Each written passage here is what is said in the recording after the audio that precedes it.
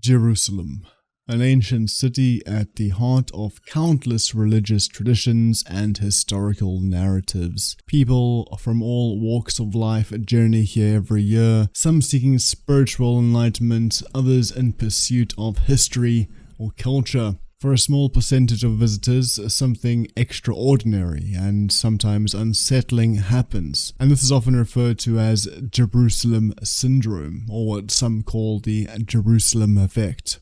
In this video, we're going to explore the psychological roots of this phenomenon, understanding what it is and why it happens. In the clinical literature, Jersusalem Syndrome is a psychiatric phenomenon where individuals, sometimes with no prior history of mental illness, but usually imposed on top of a background of some sort of mental distress, experience intense religious, spiritual, or mystical delusions during or shortly after a visit to the city of Jerusalem. For some, it's a temporary psychotic break. They might start believing they are biblical figures or feel called to spread a profound religious message. For instance, a middle-aged American man decided that he himself was actually Samson, this biblical character known for his superhuman strength and long, luscious curls, i.e. the Hercules of the Old Testament. This modern-day strongman got the idea that part of the Western Wall needed to be moved. He spent time bodybuilding and came to Israel to move it. After a skirmish with the authorities, he landed in a psychiatric hospital. While at the hospital, one of the mental health professionals, perhaps inadvisedly, told the man that Samson had never in fact been to Jerusalem. Samson, the American, was enraged by this piece of information and smashed through a window, escaping the hospital. Luckily, a nurse later found him at a bus stop and praised his Samson-like strength, at which point he cooperated, returned to the hospital, and received some psychiatric treatment. Another case is the modern-day Virgin Mary, or a woman who thinks that she's the Virgin Mary. Every day she walks to the Church of the Holy Sepulchre, and every day she sobs at the altar of Golgotha, mourning the death of her son Jesus. There's another Virgin Mary who invited everybody to her son Jesus' birthday party in Bethlehem. Israeli police come across multiple John the Baptists running around in animal skins and trying to baptize people.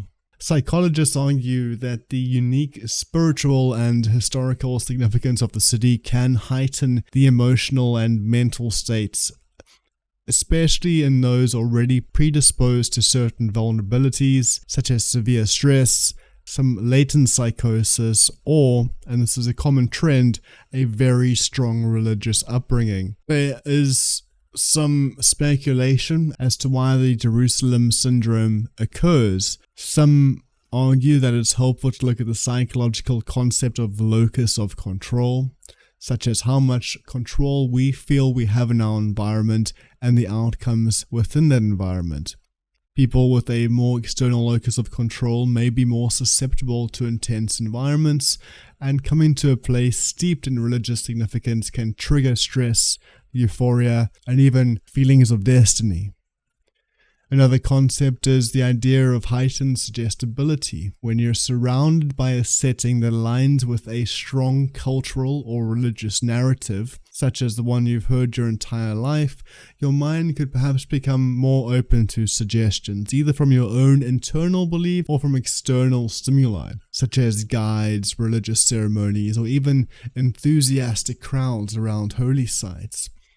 In some extreme cases, this predisposition, as well as the environmental factors, could lead to some type of acute psychosis where individuals momentarily lose touch with reality.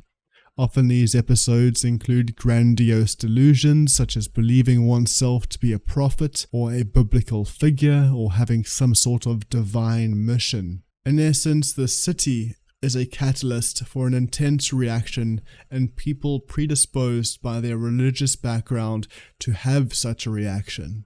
Clinicians have noted that the Jersusalem Syndrome generally falls into three broad categories. Now, there are some levels of dispute around these three categories, so just be aware of that while I go through them.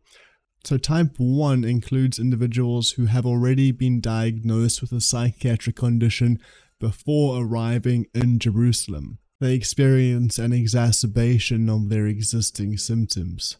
Type 2 is when individuals with perhaps an underlying but often undiagnosed mental health issue who arrive and quickly develop psychosis in response to their surroundings. And then there is type 3, individuals with no prior mental illness who develop a transient psychotic episode purely triggered by the unique atmosphere of Jerusalem.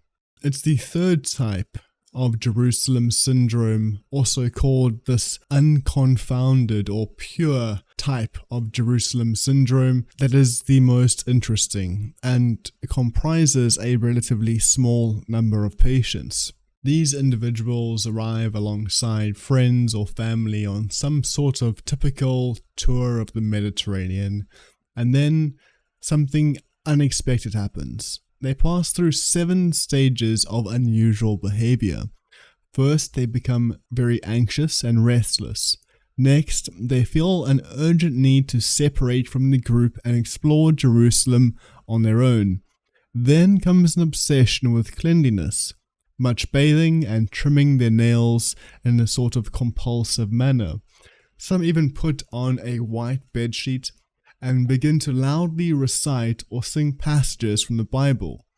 Eventually, they might head to a holy site to deliver a passionate but often incoherent sermon, urging others to lead moral lives. Interestingly, they generally don't have hallucinations or believe they're anyone else. They still know who they are. The really surprising part is that after about 5 to 7 days, the symptoms disappear as quickly as they started and the person goes right back to normal. No lasting effects at all. It is a short-lived psychotic episode that ends with a complete recovery. Jerusalem stands as a testament to faith, history, and the deep roots of our shared cultural heritage, but it also reveals the delicate balance of our minds, where awe and wonder can sometimes tip into the realms of delusion and psychosis. By studying and understanding Jersusalem Syndrome, we not only learn about the intersection of environment and psychology, but we also gain a deeper insight into the fragility and the resilience of the human mind. I want to point out briefly that while it's called Jersusalem Syndrome, similar types of effects have been found in other areas of cultural and historical importance, such as Rome and Mecca.